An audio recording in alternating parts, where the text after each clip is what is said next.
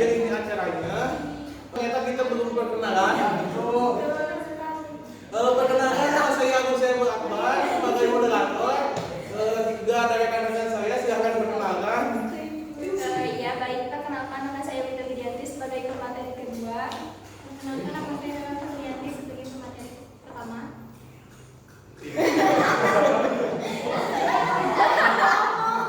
Perkenalkan nama saya Rafael sebagai pemateri kedua. Saya Hanafi sebagai pemateri terakhir. Sebelum kita lanjut ke penyampaian materi, alangkah bagusnya kita akan apa sih itu latar belakang dari kemiskinan dan kesenjangan itu sendiri. Kemiskinan dan kesenjangan pendapatan merupakan dua isu yang penting saling berkaitan dalam pembangunan ekonomi dan sosial suatu negara. Kemiskinan merujuk pada kondisi kekurangan sumber daya untuk memenuhi kebutuhan hidup minimum seperti pangan, sandang, papan, pendidikan, dan kesehatan. Sementara kesenjangan pendapatan mengacu pada ketidakmerataan distribusi pendapatan di antara anggota masyarakat. Aspek-aspek dalam kemiskinan dan kesenjangan pendapatan mencakup berbagai dimensi, baik ekonomi, sosial maupun politik. Secara ekonomi, kemiskinan dan kesenjangan dapat disebabkan oleh rendahnya produktivitas,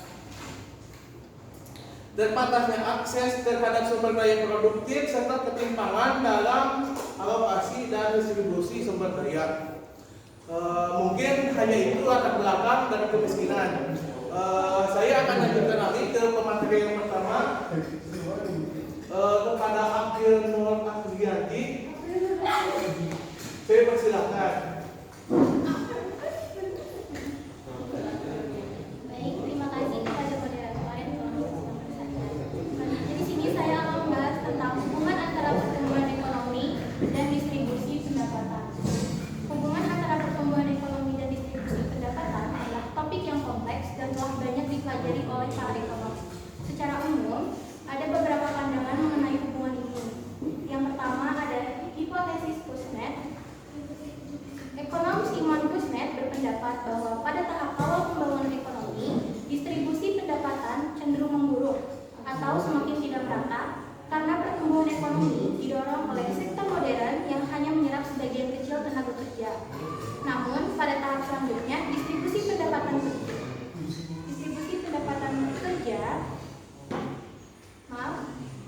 pertumbuhan ekonomi didorong oleh sektor modern yang hanya menyerap sebagian kecil tenaga kerja. Namun, pada tahap selanjutnya, distribusi pendapatan akan membaik seiring dengan penyebaran manfaat pertumbuhan ke seluruh lapisan masyarakat. Yang kedua ada pandangan klasik. Sebagian ekonom klasik berpendapat bahwa pertumbuhan ekonomi yang pesat cenderung meningkatkan ketimpangan pendapatan karena keuntungan dari pertumbuhan lebih banyak dinikmati oleh pemilik modal dan tenaga kerja yang terampil. Yang ketiga ada pandangan kontemporer.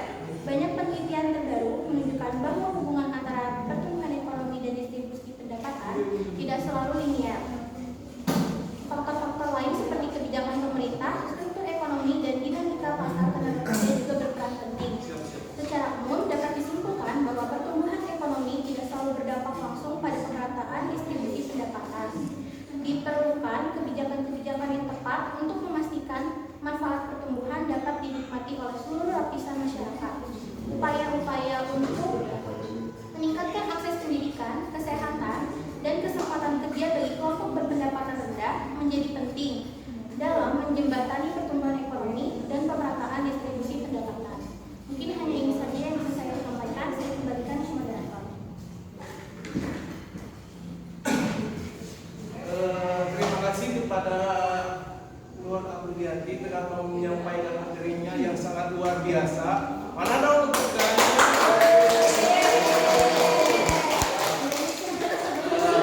kita lanjut ke materi yang kedua yang akan disampaikan oleh Wita Widianti. Saya persilakan kepadanya untuk mengisi materinya.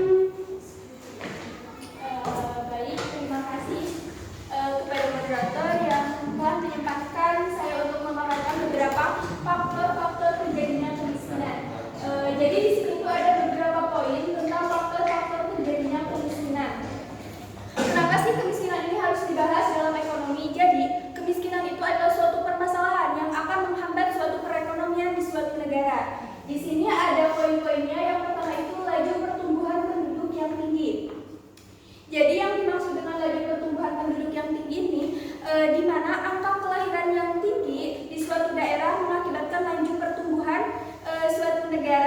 mulai lebih besar, yang dimana akan terhambatnya lapangan pekerjaan yang menyempit. Kayak misalkan saya mengambil studi kasus dari Cianjur Selatan, yang dimana Cianjur Selatan itu tiap tahunnya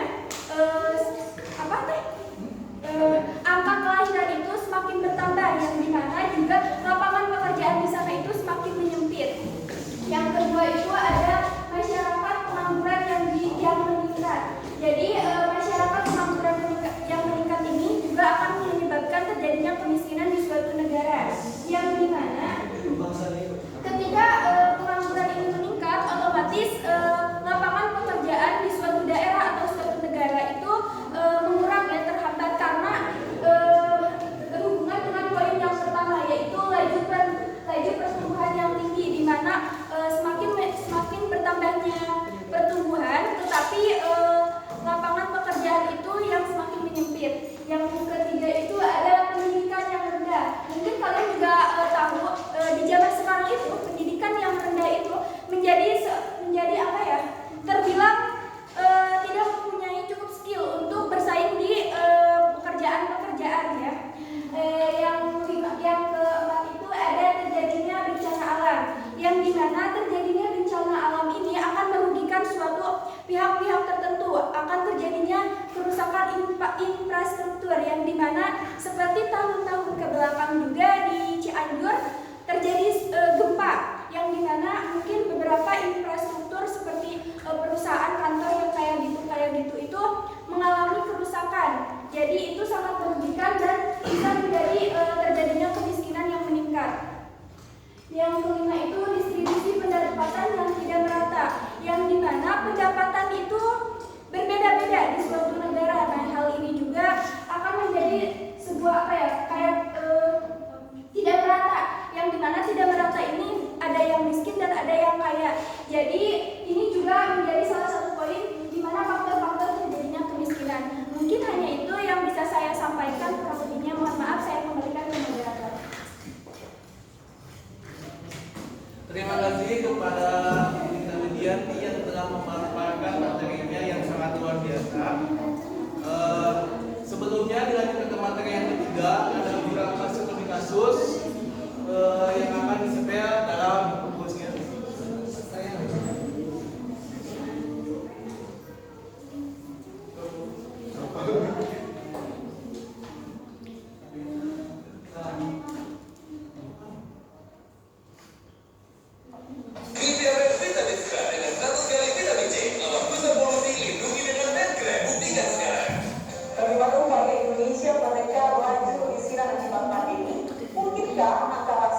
Menyentuh 0%. Kompas Bisnis sudah bersama Febrio Kacaribu, Kepala Badan Kebijakan Fiskal Kementerian Keuangan. Selamat pagi, Pak Febrio. Selamat pagi. Kabar sehat, Pak. Di sini Bapak bagaimana kabarnya? Sehat. Ya, Pak, kita akan ingin menguji efektivitas kinerja program perlindungan sosial dalam menekan angka kemiskinan di Indonesia, terutama ini akibat pandemi COVID-19. Sudah sampai mana hasilnya, Pak? Ya, ini pemerintah memang memberikan dukungan bagi masyarakat, terutama masyarakat miskin dan rentan. Ini dengan program perlindungan sosial yang sangat kuat. Ini sudah bertahun-tahun kita lakukan, dan terutama ini fokusnya adalah untuk sumber daya manusia kita supaya masyarakat yang miskin dan rentan ini kualitas dan Setelah memandukan videonya, saya akan simpulkan arahan pada sederhana. Jadi kemiskinan di Indonesia merah-merahkan. Jadi kesimpulan di dalam video ini tuh jadi kemiskinan di Indonesia mengikuti bencana yang terjadi yang beberapa tahun yang lalu. Contohnya COVID-19 yang terjadi 2019 yang mengakibatkan kemiskinan yang sangat besar. Mungkin hanya itu kesimpulan secara mendalamnya gitu. Kita lanjutkan aja ke pemateri yang ketiga.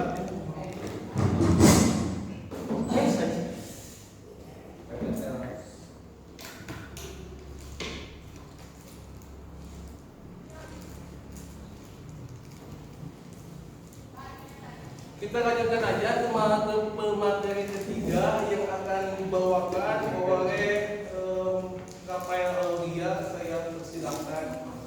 Selanjutnya Rafael. Terima kasih kepada moderator.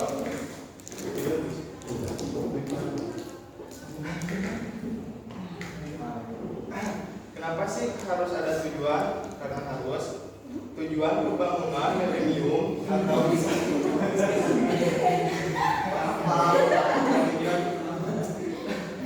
tujuan pembangunan milenium atau bisa disebut MDGs adalah 8 tujuan pembangunan internasional yang disepakati oleh 189 negara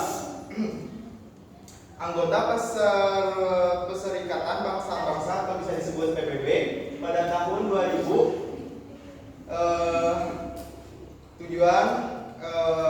Tujuan memiliki tujuan tersebut yaitu menghapus kemiskinan dan kelaparan ekstrim, mencapai pendidikan dasar universal, mendorong kesetaraan gender dan pemberdayaan perempuan, menurunkan angka kematian anak, meningkatkan kesehatan ibu, memperangi HIV atau AIDS dan malaria dan penyakit penularan lainnya, memastikan kelestarian lingkungan, mengembangkan kemitraan global untuk pembangunan.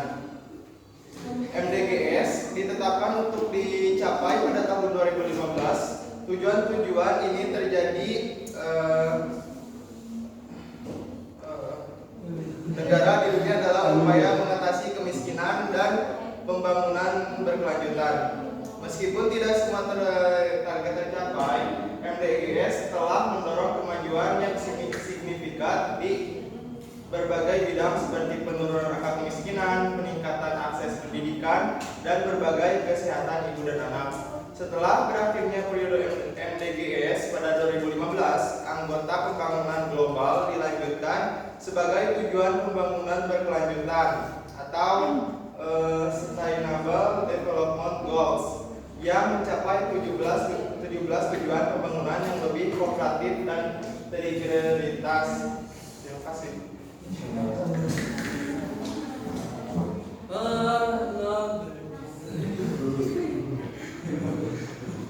Terima kasih kepada Rafael Aulia telah menyampaikan materinya yang luar biasa.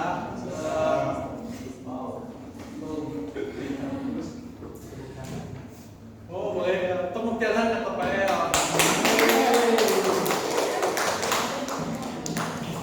Sebelum dilanjutkan ke materi ketiga, mungkin ada studi kasusnya juga untuk tujuan pembangunan milenium.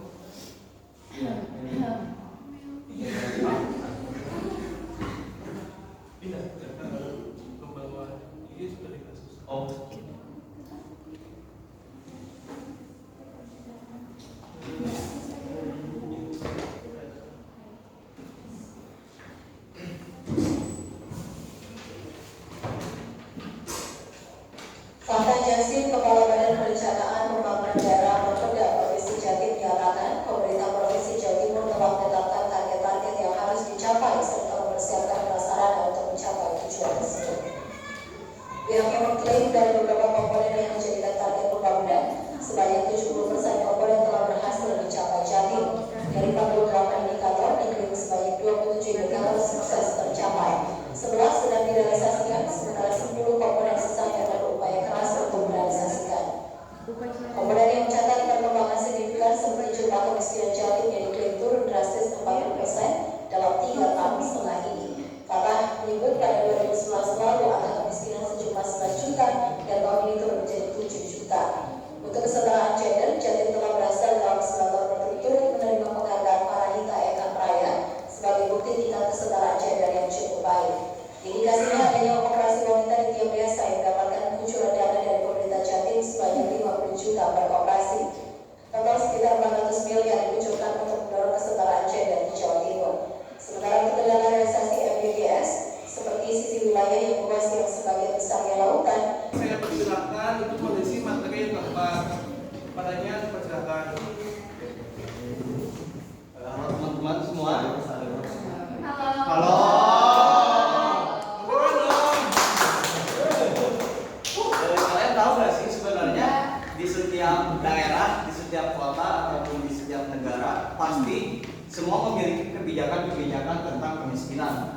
Nah, di Indonesia sendiri sudah diterapkan beberapa kebijakan anti kemiskinan.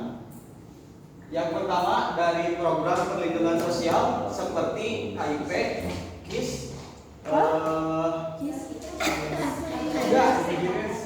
BPJS dong, jangan. ya, program perlindungan sosial itu meliputi bantuan tunai bersyarat kayak BPK, KIP, KIS, terus bantuan pangan non tunai itu yang meliputi program perlindungan sosial karena pemerintah itu pengen gitu rakyatnya itu merasa terlindungi oleh negaranya.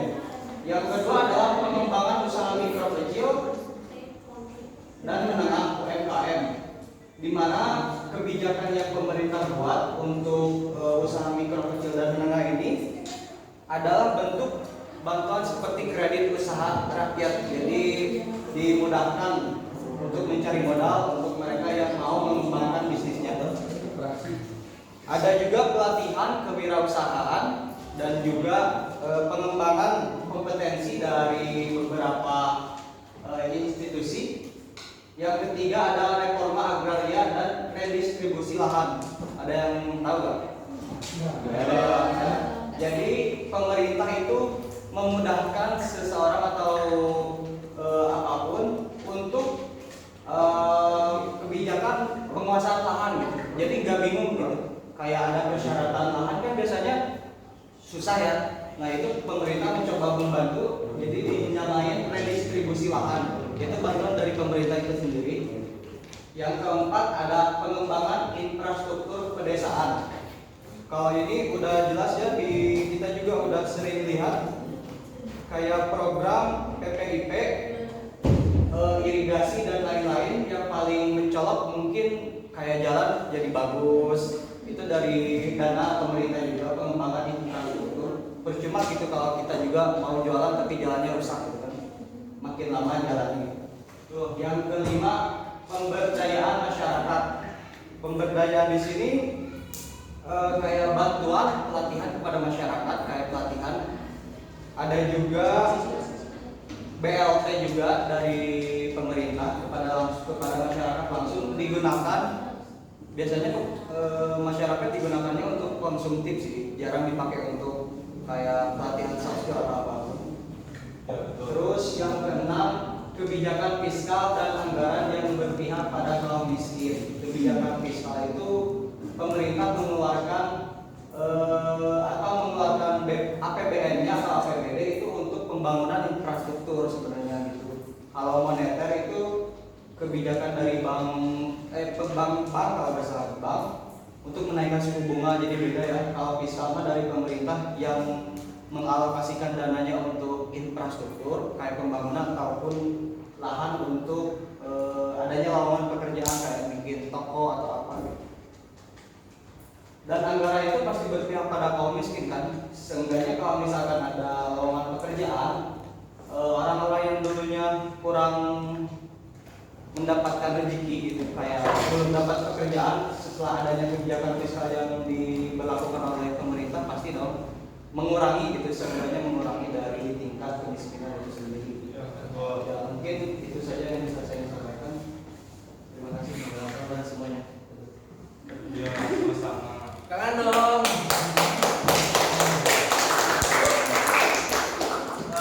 Terima kasih kepada Ilham Hanafi yang telah menyampaikan materinya, yaitu kebijakan kemiskinan. Teman-teman, saya membaca kesimpulan. Secara keseluruhan, hubungan antara pertumbuhan ekonomi, distribusi pendapatan, tujuan pembangunan milenium